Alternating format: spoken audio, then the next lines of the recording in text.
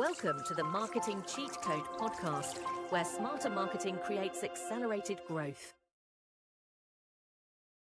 Hello, and welcome to the Marketing Cheat Code, where we unpack the systems, strategies, and real-world hacks that help brands and businesses grow faster, smarter, and with more impact. Today's guest is someone who has a special skill for helping businesses stand out when the noise is loud, and for helping them to do it without overspending. Please welcome Kelsey Klein, founder of Another Niche, a branding agency built to help service providers, creators, and businesses carve a unique identity and capture their true niche. Welcome to the podcast. Hi, I'm Kelsey Klein, and she pretty much covered it all, so good job. Yeah, we're going to talk about brand architecture, niche strategy, how to build marketing systems that scale your message, and how to think creative clarity with growing execution. So that's what we're going to jump into today. Awesome. So, Kelsey, let's begin at the start. Tell us how Another Niche came to be and what gap did you see in the market that you were looking to fill? So, Another Niche actually started when I was very, very young. I was just a freelancer and I was actually a teenager. I was about 16 at the time when Musically took hold of my entire being. I loved Musically, and unfortunately, it switched over to TikTok for now for some people. And I just loved content creating to the point where I actually gave some unsolicited advice to companies. I would reach out and email them thinking I was a little know it all, and I would look at their website to a lot of these startups and small businesses, and I just knew that they could do better. Their website could look prettier, more aesthetic.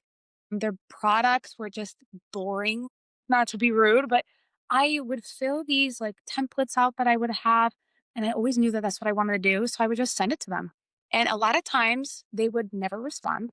But I started to get a few of them that would respond to me and said, "Oh my gosh, thank you for pointing that out. We're actually looking for content creators and influencers. Would you be interested in content creating for us?" And so that made me embark on a very long journey to where I'm now at 24.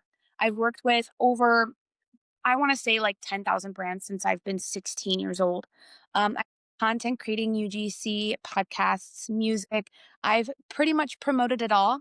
I used to have 6 different TikToks, my highest one being 800,000. They have all been since gone. My current one's at 300,000. And I've took a step away from being on the face of content creation because over time I realized I loved being behind the scenes. I wanted to help brands figure out their strategy because even in that second phase where I was content creating, I noticed that the brands had interesting briefs, didn't really know where their campaign was going. I would get a campaign that was like, "We want this skincare, but we don't want it on your face. We want you to put it on your hand," and something like that. And I'd be like, "Okay, that's different. It's what a billion other skincare companies are doing. And it looks very similar to that." But I noticed when I got older and I had a degree in interior design, it just wasn't working. I knew I loved art and creativity, and I love interior design, but I decided to go back to school 2 years ago to get my marketing degree because I was doing it pretty much full time on the side anyway as a freelancer. And I built up quite a rapport, and I decided that I would just, peek my head into some nonprofits. And I ended up landing myself. This is a long story. No, it's very You're fascinating. just like nodding along. No, it's fascinating. Keep going. So I peeked my head into some nonprofits because I knew that I loved marketing, but I wanted to I didn't like the manipulation side of the constant overconsumption. And that is a really big topic in today's world, overconsumption. And I went into this nonprofit startup called Seeds of Success, and they are based out in Minnesota. They are doing great things for colleges and schools, and they're using AI software. I can't talk about it a lot, but it was a startup that taught me so much. I actually got a social media director role, and it was like nonprofit remote, and it was a volunteer role. And I loved marketing so much that I was like, you know what? This would be really interesting to learn because this is kind of what I want to do one day. And I need like the leadership skills and all of that stuff. And over that year, I realized so much of what was working, what was not, having my own team. And these are young minded individuals. They were straight out of college, some still in college. And it made me realize that they had such great minds. And the creativity reminded me of when I was younger and still now, but they were filled with ideas, except unfortunately where I was working, because it was a startup nonprofit, they didn't have the efficiency and the automation and just the team set up, the organization to actually like kind of like, go with it, and I don't know what I forgot the word. But anyway, it just was interesting seeing. And then I moved into National Exchange Club after my year of doing that. And I just built my business online. And my fiance looked at me and said, "You're doing all of this through your email. Why don't you have a website yet? How long have you been doing this?" And I'm like, "About 7 years now." He's like, "Why are you insane? Why don't you have a business yet?" And I was like, you know what? I haven't really thought about it. I've thought about it, but I've not really actually thought about creating a website or putting myself out there as a founder. I didn't think anyone would really be interested because I was so used to kind of having imposter syndrome, especially because I was so young and thinking that these big businesses or people who are coming to me was only through the, word of the vine and finally I made another niche by my hands. I got on Canva, created my first website. I love Canva. Talk about that for a second. Useful. Canva is amazing. And I made my website and I just went with it. I started rolling out. Obviously, we all know marketing is number one thing. I'm not going to let that slide. And I've just pushed out ads.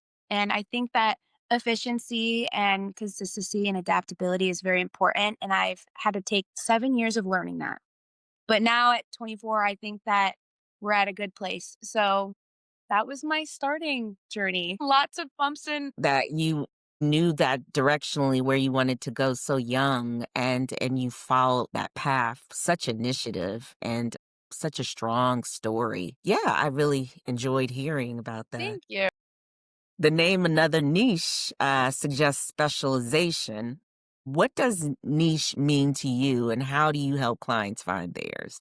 So niche means to me, that's an interesting question. I think when I first named it, what I really wanted to name it was another marketing agency because there are billions of them. And when I wanted to name them, I just wanted just another agency. I kind of wanted to have a play on words. And then I was like looking up the registry and I was like, another niche isn't taken. And niche because as a content creator, I didn't have one. I really didn't. I could not figure out what a niche was when I was early on. I did a little bit of everything um, to the point where it probably wasn't the best. So I named it another niche because I wanted, after 7 years of having to learn the hard way, wanted to teach brands that it's interesting because my niche is literally branding and marketing now to teach brands what their niche is. And I work with a lot of clients with all niches. Everybody who has a different niche, nonprofits, sports, skincare, lifestyle, all that stuff. And I see one of the number one mistakes is not figuring out their niche. And it sounds like it would just be easy. Pick a topic and run with it. But you'd be surprised about how hard that is for a lot of people, especially with a lot of interests. I don't know a single person who just likes one thing. I definitely wasn't. I liked to dance, I liked music, I liked makeup, and that really hurt me as a content creator until I started to narrow down what I really wanted to do with that. And that was marketing and branding and consulting in that area. I hear a lot of people talk to me. They're like, I don't know what my niche is. And I'm like, do you know what that word is? So it's a good question that you asked me that. I was Yeah. like, what is your number one rank? I always have them do this. What are your top three likes? What's your favorite one if you had to choose from those three? And then they'll tell me. And I'm like, and now pick the one that you think is the most money making, what consumers are going to like. Now let's try to combine those two because the third one usually gets left behind, like it didn't even exist, to be quite frank. And so I'm like, combine those two. The one that you that's your favorite and then the one that makes money, you'd be surprised about the similarities that you'll find right in the Venn diagram. You know what I mean? In the middle.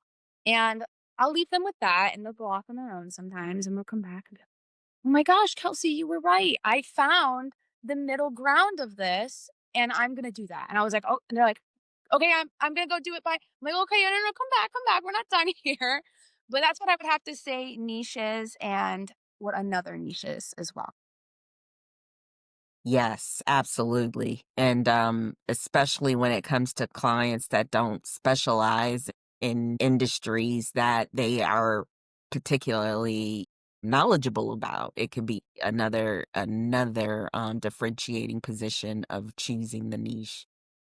So, branding is often seen as nice to have. We know this as marketers. How do you communicate to a business that their brand identity is foundational to the growth of the company, not just the aesthetic? It's I try to be as blunt as possible. One of the first things is they'll say just what you said. I know it's nice to have, but I'm really working on, I just was working with a cleaning company. They're like, I already have so many clients. I don't really need a website. Everybody already knows me. And I was like, I'm no. I just looked at her and I said, no, branding is everything. Because telling me, yes, you have some clients that can disappear. I'm going to be honest, that can be gone. I mean, the holidays are coming in, it's going to ramp up. But once you want to have those clients for the summer and start to scale and get bigger, she was just telling me, I'm going to hire some new people. I have new people coming on, but I am also worried that we're not going to have enough jobs. And I was like, okay, now, what does your website look like to you? How do you feel about it? She's like, well, I don't really have a lot of information. I just feel like it kind of looks like a cleaning website. I just need to have my number on there, what we do, what services we offer, and the pricing. I'm like, okay, the colors. She's like, I don't need that. I'm like, okay, but you're talking to me right now. So obviously, we do need that. We do. And obviously I'm being a little bit more blunt telling this story. I was a little bit more nice, but I it's interesting to know that they feel the vibe and the urge to want to look like some really nice brands that they see like online or on social media and their competitors. There's a lot of competitors here that have nicer websites and stuff. And but then when they talk to me, they try to downplay that, and so I think it's humbleness, and they don't want to really come out and say, "I need this. I know it's important. It's going to make or break me, and I feel like I need that right now." And so I try to work with them and say, "How will your brand get better if you do have a different website? How will your brand get better? Can you visualize it? In a month from now, when your website looks completely different, more professional, put together, and you have branding colors, your logo is a little bit more crisp, you have your business cards that you can hand out at every job that you have, how will you feel about your business?" And 9 times out of 10, they're immediately yes, I totally understand that. You just need to get them to visualize that. And I think jargon, I feel a lot of people don't understand branding. So I try to really take it easy, like intro 101, what it is, colors, all of that stuff, and get them started there. Yes, absolutely. In a market like we have now, where it's just kind of muddled in terms of various industry companies coming into marketing. Like you said, another marketing agency, and the market is overloaded with generalists. What are the key indicators that a business should specialize rather than stay broad? Hmm. I actually think that that's a hard question. You said, what are some indicators that someone should niche down instead of, Rather than just staying broad. I'd Because probably, so many people do general. yeah. I would definitely have to say if their content isn't performing well.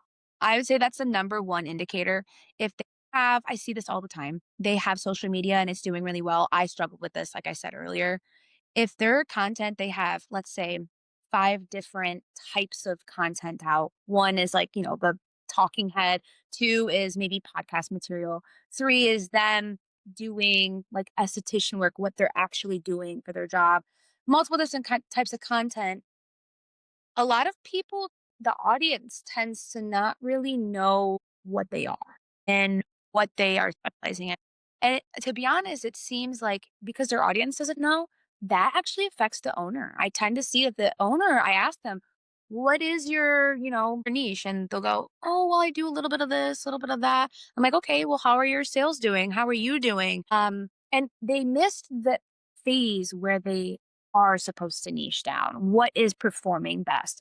They were so worried about sales, sales, sales, clients, clients, clients that I see that a lot where they completely miss their branding journey rather than, you know what I mean? So I think that's really interesting. And I try to tell them to fix that is to just dial it down to two forms of content. Run a month, just a month of two types of content. I always say maybe just talking content and then another form of content. Now, at the end of the month, look back and see which one got more views, comments, engagement, link clicks, whatever you're looking for, and then try to go with that just for a month. Then over time, you can add in a few of more of those broader videos once in a while. That's what I would say. I love that. And I love the fact that you give them an opportunity to organically A B test versus having to throw money away to see what works. Yeah. Yeah. So let's switch gears a little bit, Kelsey. Marketing systems and growth. At Full Circle, we believe in linking strategy to execution, brand identity to lead funnels and to measurement. How do you ensure your branding work translates into marketing systems that drive growth? First, I think that, like we were just talking about the niche and everything like that, I really wanted to reflect the team and the founder themselves. So I think a lot of people kind of like your wardrobe almost. You see something on social media and you're like, I really want to be that. I want to dress like that. So you go out and buy all the clothes. You buy all the clothes to look like that. You try them on. It doesn't fit you. Doesn't fit how you feel. Doesn't fit your body type. It doesn't. You don't really like it. And you're like, well, it looked so good on that brand who's a competitor. Why doesn't it look good on me? And it's because it's not them. And I really try to work with them on what is your type of font? What is your favorite color? What do you want to see in your website? Does it reflect who you are? Is this going to be sustainable in the long run? Or are you just going on what's trendy, what you see a lot of companies doing, what's happening on social media? And a brand identity, I feel like, is directly correlated to them and the team that's working inside that. And I think that that kind of flies over people's heads a little bit because when I ask them, well, what's your favorite color? I always ask them that. They're like, me? I'm like, yes, you. What's your favorite color? Let's start somewhere, And they're like, "Oh, I really like the color orange recently. I've always liked it since I was little, fell away from it, and now I really feel." I'm like, okay, orange. We can incorporate that. You know what I mean? And I tend to notice like a little bit about people's attitudes. A lot of times, people who are kind of more reserved tend to like a lot of serif, like fonts even, and a lot of type of people like similar to me, very loud and outspoken, funny. They like some big, bold, punchy lettering in their brand identity. And I think that that is just the foundation that stems off of that. And it tends, once you kind of dial that down, build a portfolio for them, build that whole thing and give it to them, what if it is very sustainable? And I think that's the number one key is just figuring out like literally click. Yeah. Where do you see the biggest opportunity for automation, measurement, and systems and like all AI. the services? AI for sure. I Yeah. mean, it's everywhere. I can't go on social media without seeing AI, AI. What are you doing? You're not automating with AI? Yeah, there is a huge niche blowing up right now that's just automation for marketing. I was like, I didn't think of this. And I think it's very interesting. I've been I will say I use AI quite often. I use it for almost everything and I know a lot of people don't like it. I've been trying to slow my usage actually. But for something that's personal or for something to streamline, outline a project, it is very, very useful, especially when you can input your own thoughts, your own sayings into that and it just spits out. That is amazing for a lot of brands and a lot of companies. And I'll ask a lot of clients, are you using AI? And they're like, oh, I don't like it. I don't need it. Okay. So you like emailing every client every single time? We can automate that for you. So you go on TikTok and Facebook and Instagram and hand post your posts. Well, maybe that's why we're not consistent. They're like, so I tell them there are tools like Hootsuite and MetaSuite, which I pretty new still. Um, Like, I'm like, "You can automate this all, schedule it out, you'll be so much more consistent." Content batching is a thing. I loved me some content batching when I was younger. So, I just think that right now automation is at its peak, and I think it's only gonna go higher.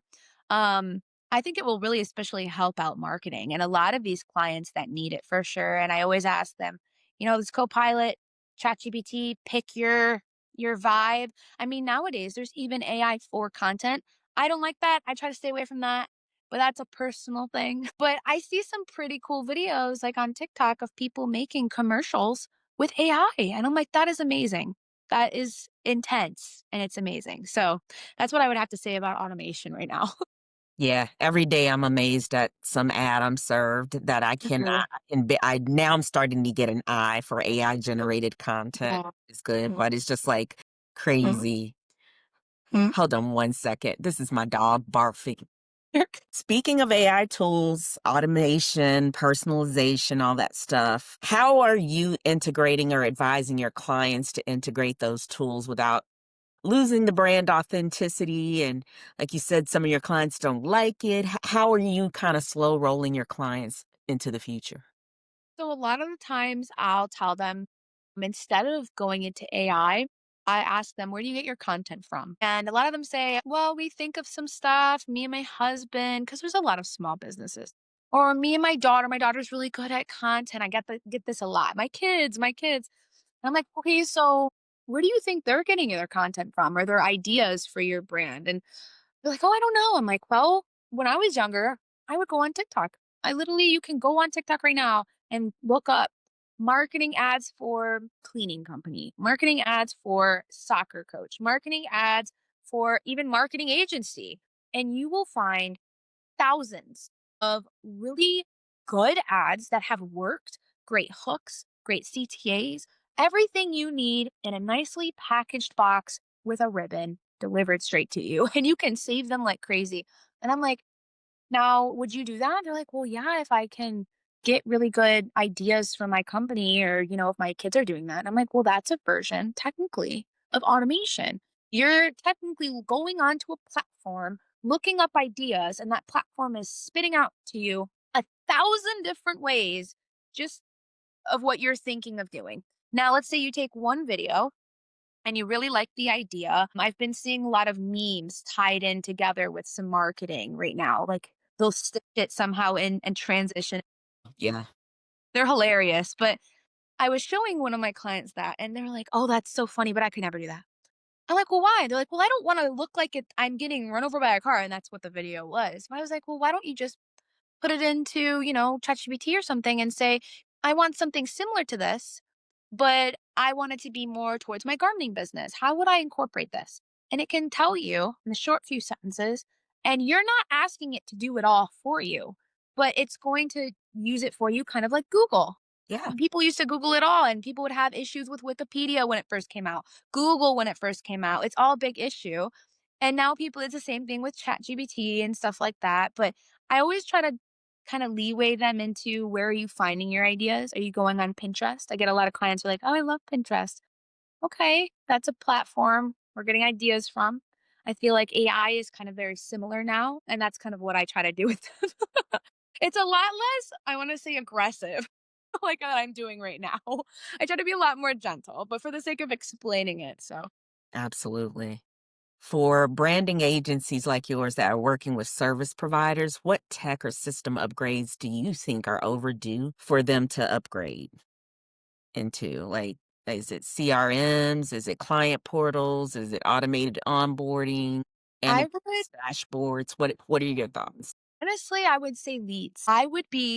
You'd be so shocked with how many people out here or people I work with still are not looking at leads. They have a website, they have emails that are going out, they have everything. And for some reason, they're not tracking their link clicks, they're not tracking leads, they don't have a software that connects them to, oh, hey, this person clicked 3 times, they've been looking at your website 3 times. Like, that's a lead.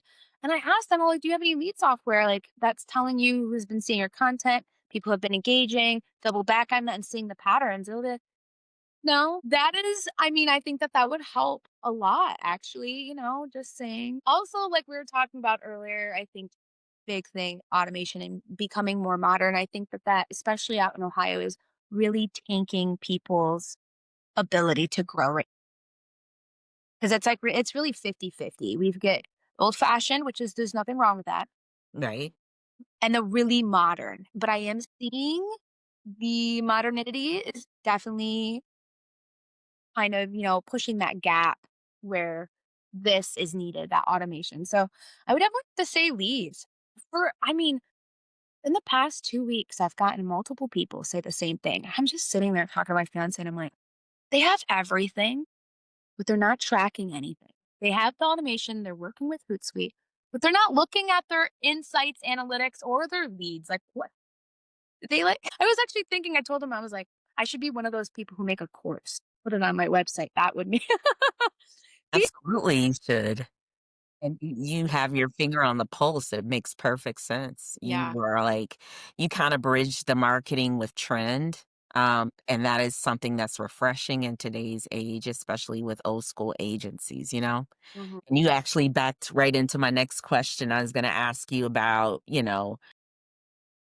trend is impacting service businesses and their branding, but you pretty much just nailed Yeah. it, answering how they're bypassing legacy intermediaries by, using direct to fan or direct to client models, marketing, and yeah, you answered that question perfectly. Okay. What are the recurring pain points you see in the businesses you work with, especially when it comes to growth? They're missing their mission statement. I see that. I ask them, okay, so why are you here? What is your, oh, also problem? They advertise their company, but they are not giving consumers a problem and then solving. I see that issue all the time. They're like, well, what do you mean? They know who I am. I'm like, no, no, no, no. You need to have content for five types of people: people who aren't aware, people who are kind of aware, problem aware, solution aware, and very aware. And I was like, now your content is very aware, yet you just started out. You're missing all of this. They don't even know who you are. You're saying, like, it's kind of like me. When I first started, I said, oh, another niche. I need clients, they're going to be like, what's that? Why do I need that? Why would I want that? And I can say something like, we sell branding. Your company needs branding and colors. And people would be like, "Okay, why would I want that?" Why? Why? You're not giving customers value. And I see that all the time. It's so simple, but I feel like it goes over their head. And I say, "Okay, why are you here? Why are you doing this?" And they'll go, "Okay, well, I'm here because of," they're like, "I don't know." I'm like, "You can't have a business and not know why you're here." So I told them, I used an example. I'm like, "Well, instead of that, say, so you've paid for marketing that's not sticking. Your brand is feeling messy. You're confused. Your website is great, but you're not drawing in leads. Branding. Or, you want to have a really strong hook them with their problem. It's a niche, it's a different type of niche. And I feel like that's a problem right now, that people are, with everything going on in the world, they know. I keep bringing up this cleaning company. I just work with them, so it's fresh in my mind, but I want a cleaning company. That was another one of her problems, unfortunately. Okay, why? Why are you different than every other company right now in Toledo, in Ohio? What's different about you?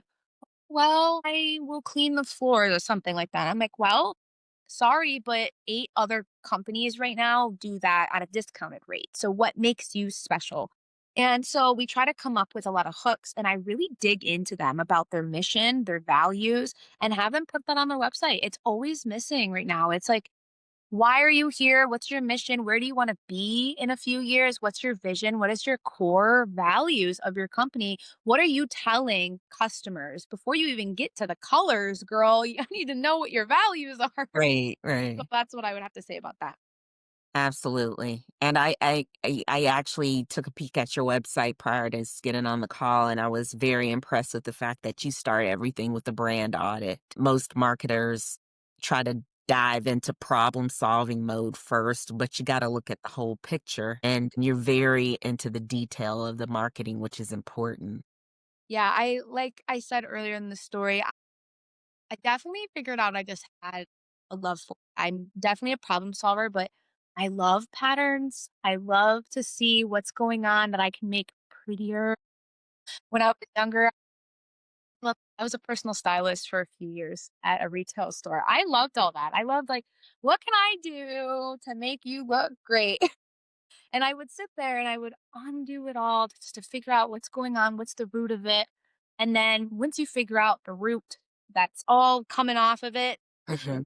that in the butt, and then we can flourish from there. So I like to think about it as like the tree has just a little bit of twisted roots. And once we apply those, so Yeah. yeah. Past the brand audit stage, if you were working with a business ready to scale, but they're stuck. So you done the brand audit, but you know that their problem is that they're stuck. What would be the second and the third moves you'd make after the brand audit? I would probably ask them similar to what I said earlier, where do you see yourself in a few months? If they said, well, I definitely don't want to be here. Okay, let's move on from there. If you, I'd also want to know if they've spoken to anybody else and what did they say. And I'd also want obviously know their budget because a lot of times you get, well, I need this, this, this, and this. And I'm like, okay, what is your budget for said things? What do you think you need most of? And we have a conversation normally about what they feel needs to be better, but a lot of times I think they miss, like I was talking about earlier, the root. What is the root of making them stuck? And so, like I even said earlier, the missions, the core value, it's confusing. I know a lot of companies who they don't have the basics of what makes them them. It kind of gives them an identity crisis in the long run. You can go so far, and then a lot of times they'll hit a plateau and that brick wall. They try to go under it, over it. You got to go through it. So I'd always try to work with them on that. Why are you stuck? How are you feeling? And what do you envision yourself free from that? Soaring forward. As that leads, you need more clients, you need a better website. What do you think is going to make you go through that wall at 100 miles an hour? And so I get a few questions, into them and a few answers back. And normally at the end of it, we tend to get figured out. And what makes me different from a lot of competitors that they have talked to them is they always tell me like, I really like that you asked me these questions. I feel like I was thinking it of like, they try to use big words a lot too. They'll try to be like, the jargon that we use. And a lot of times, I think it confuses them. They don't know and they want to know so desperately and they want to learn it so they can go through that wall.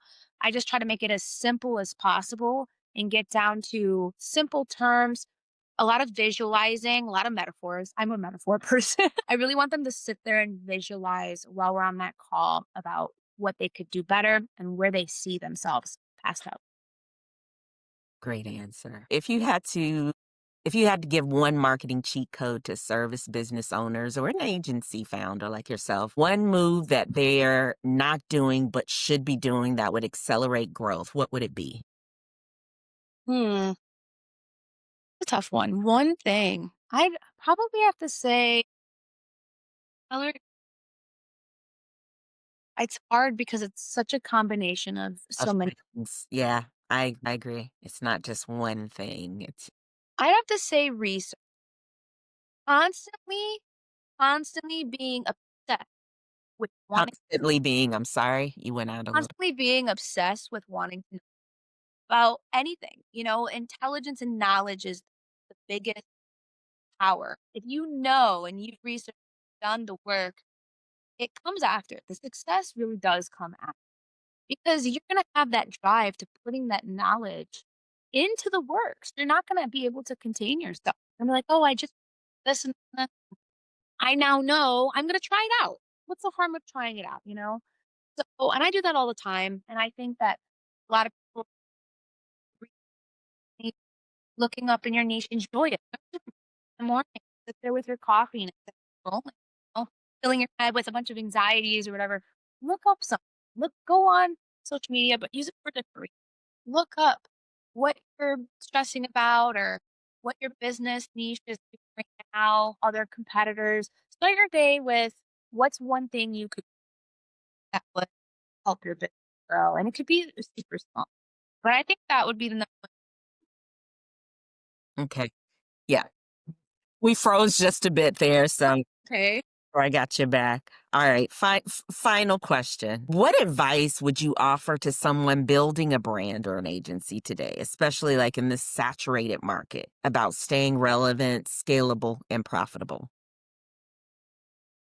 Identity and personality, but as well as just being so authentic, like I was talking about, making that company just a part of you. Like I feel like when it, and not just like you're desperate for it, more is it's kind of a extension of self almost.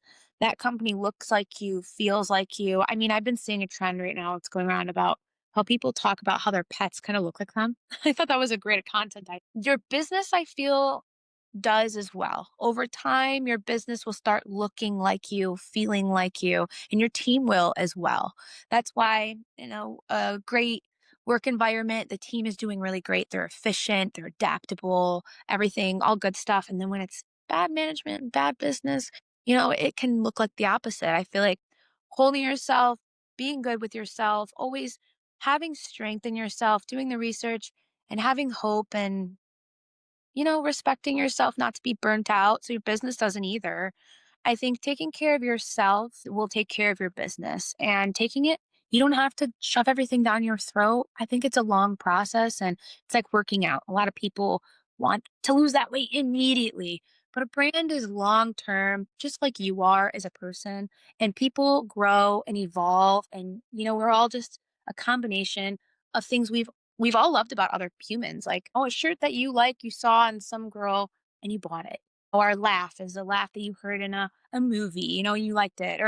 And I think a business can be very similar. The colors you see in another business, you're like, I like that. I would think it would look really good in mine. And it's a slow process and you start to build and build and build over time. And I think I just have to tell people to go easy on yourself because it'll happen. Just have the belief in yourself and relax. Relax. Just have the knowledge and when in time, it'll come. Kelsey, thank you so much for sharing both your insights and your strategy. It's very clear that you are a young marketing genius. Oh, thank you. We covered how to find your niche, how to build brand clarity, how to turn that into systems and growth. And that's exactly the kind of cheat code our audience needs. Thank you. If you want to learn more about Kelsey and Another Niche, you can check them out at the website anotherniche.com.